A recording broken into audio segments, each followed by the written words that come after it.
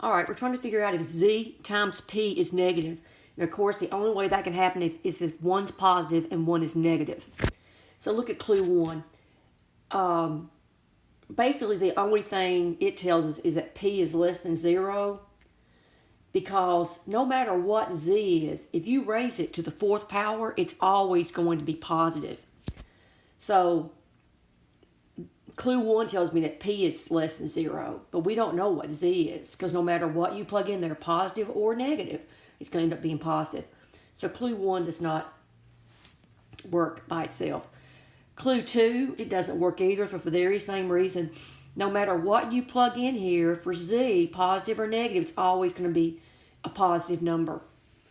So sometimes, let's say if z is 2, that's going to be 16. That would force p to be negative 2. But once again, I could plug in negative 2 and still get a positive 16, so that doesn't work either. If you put them both together, that's not going to work either for the very same reasons.